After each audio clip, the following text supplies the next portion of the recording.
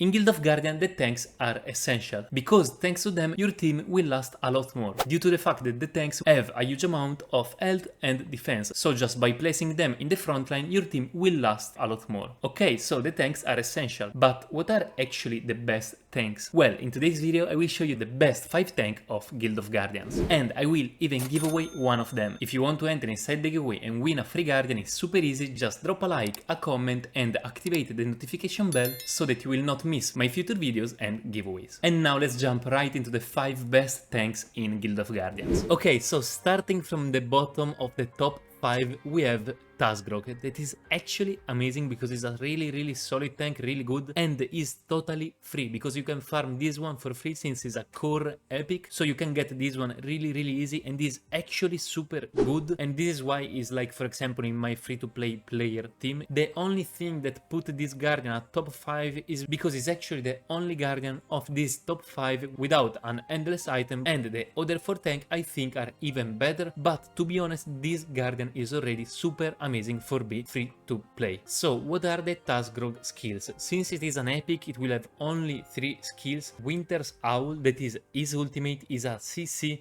and is actually an AoE because Tasgrog summon a pack of wolf that will charge through the enemy team, dealing up to 240 attack as physical damage and even stunning for 2 seconds. To be honest, this skill is really amazing. I find it really strong, even more in adventure where you can literally keep the skill for the start of the fight and utilize it for literally stun all the team and even make a solid amount of damage. So an AoE that stun entirely your opponent team is really good in this game because a 2-second stun can really change the sort of the game. Like, it's really good. The second skill is Ice Shield, where Tasgrog summon a giant ice shield that when hit an enemy it will make up to 125 the attack as a physical damage and even reduce their defense of the 20% for 5 seconds. So this skill is pretty solid, nothing amazing, but actually is really solid because it push a solid amount of damage and most importantly it even reduces the defense, so it can be really amazing versus, for example, target an opponent tank because it will reduce a solid amount their defense and make easier to kill it for go than later to kill even the other part of the team. So still is a pretty solid AoE, even this one. And then the last skill instead, that is a passive. Essentially Tasgrog will summon a wolf that will have the 70% of Tasgrog stats, so it's almost like another Tasgrog. 70% is a lot of stats, and this can really help for be a tank more, a thing that the opponent still has to kill, and can even help for tank in the front line, and can even be a target for your opponent's spell, so they waste the spell on that one. So actually even this passive is really strong, and this is why I really like Tasgrog. For the gear, as you can see, 2 out of 3 skill scale on attack, so I would build probably a bit of attack, but most importantly I would focus obviously on the health and defense, because still the purpose of Tasgrog and of all those other guardians that I will show you today is to tank all the damage in your team, not to make damage. So I would focus before on health and defense and then later go to even to attack because it does scale on your skills. And guys, Tasgrog will be the guardian that I will give away in this video, so another time I remember you to enter inside the giveaway. And now let's continue our top 5 with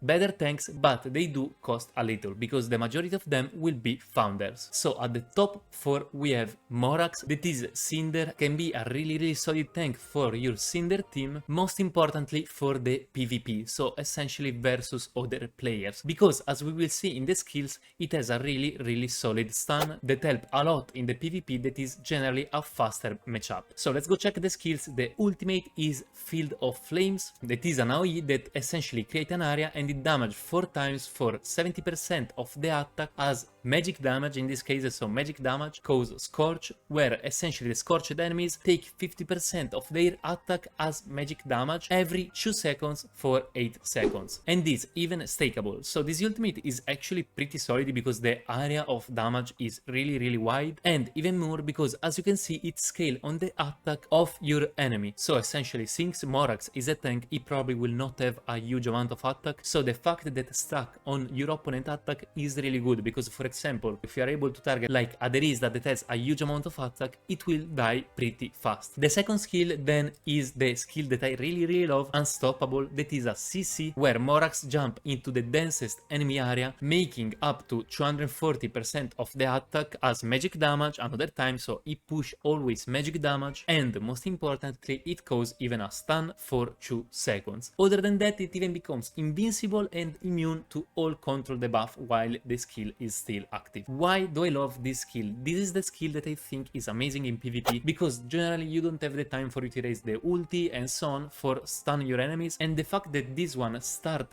literally almost at the start of the game, you stun for 2 seconds almost all your opponent team, is really amazing. And on top of that, it even gain invincible and immune. That are 2 really good things, so I think this skill is actually super good. The last skill is a passive that is Volcanic Shield, where Morax at the start of the combat will generate a Volcanic Shield, gaining 50% damage reduction up to 9 seconds. So literally at the start of the game for almost 10 seconds, it will get half of the damage. And this is a really good passive to have on your frontliner. On the gear, I wouldn't equip a lot of attack, even if all the skills scale on attack, because they don't scale a lot. Like on Tasgrog, for example, they scaled more. On Morax, they don't scale a lot, so I would most importantly focus on the tank part, so always HP, defense and magic defense. But most importantly, on Morax we have even the endless gear. I really like this one with Unstoppable plus. Every time you use the skill, it will also gain a shield equal to 20% of the max HP. So every time it jump for stun your enemies, it will even gain 20% of the max HP as shield. And the fact that you will probably utilize this skill 2-3 times in a game, it means that this will be really a lot of shield. So it's really amazing as a gear, and I got even HP there, so it's literally the perfect choice for a tank. And in the top 3 we have the brother of Morax, that is Takati, that is essentially the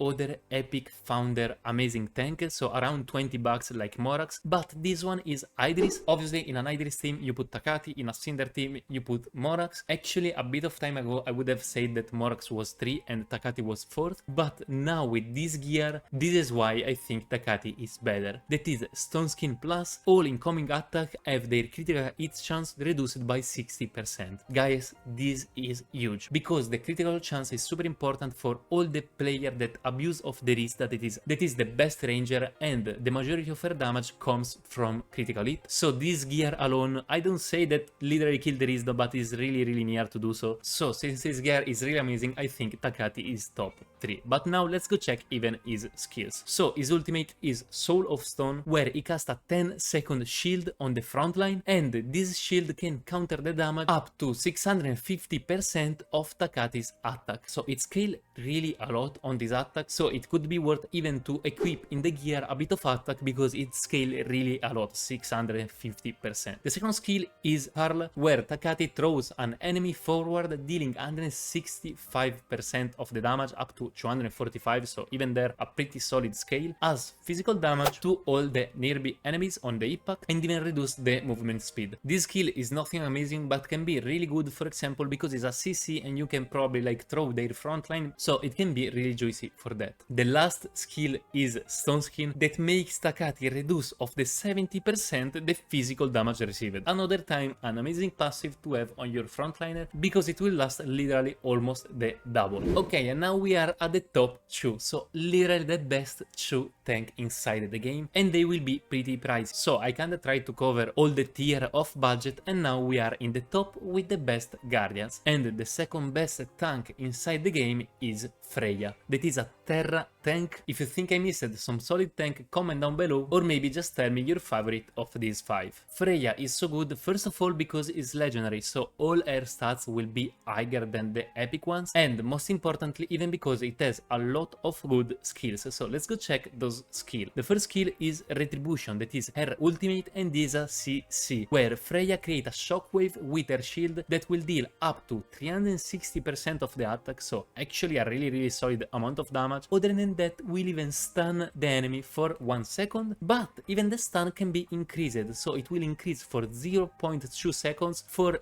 each 10% of the max HP Freya is lost, up to a maximum of 4 seconds. So literally in the best case scenario, this skill will make 360% of the damage of Freya and even stun the enemies for 4 seconds. This is actually really crazy, because a stun of 4 seconds is amazing, but even if it was just only of 2 seconds, is still an amazing stun, and on top of that you get even a really solid amount of damage. The second skill is Shield Smash. That is another CC where Freya smash an enemy, so a single target with her shield, making 230% of the damage as physical damage and stunning for 2 seconds. So it's kinda similar to the ultimate, but it's not an AoE, so it can't target multiple enemies, and even the damage is a bit reduced, but the stun is still 2 seconds, that is still really a lot. So even this skill is actually really amazing, and even more if you think that she has 4 skill and not 3. So this skill is still really good, because a stun of 2 seconds and even making a bit of damage on top of that is always good. The third skill, that is actually my favorite one probably of Freya, is Lifesaver. That is a support skill, not a tank but a support, where when an ally is dying in the back row, Freya will teleport to them and absorb all the damage they will take for the next 10 seconds. Guys, 10 seconds is literally infinite, is amazing, so it will literally make immortal, like for example your ranger and your mage in the backline. And while doing that, is not that she is just taking the damage, but she will even reduce the damage she will take up to 70%. So almost even her doesn't take any damage, because 70% reduction on the damage is amazing. So this skill is really crazy, I love it. Although since it is so good, it can be only used one time per battle, but still is really amazing, even more in PvP, because it can literally make your carry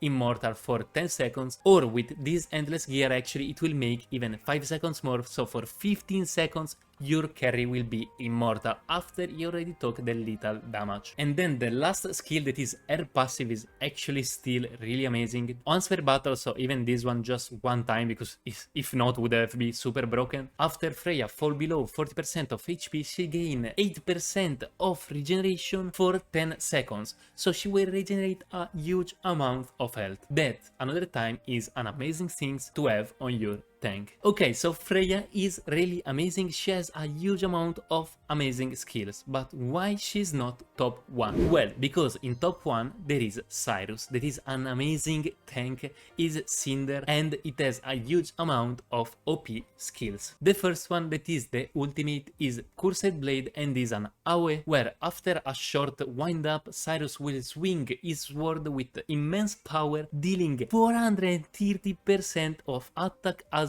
physical damage, and even making his blade cursed for 15 seconds. This is a huge amount of scaling to have as damage, so you want for sure even to build a bit of attack on your Cyrus, because really amazing, and even because all the other skills scale on attack, and even because it procs Cursed Blade. But what is Cursed Blade? Essentially it will change the effect of those other skills, as we will see. Piercing Strike is another AoE Cyrus has, where Cyrus launch a piercing sword blast, dealing 280% of that attack as physical damage to each enemy hit, so a really huge amount of damage even there.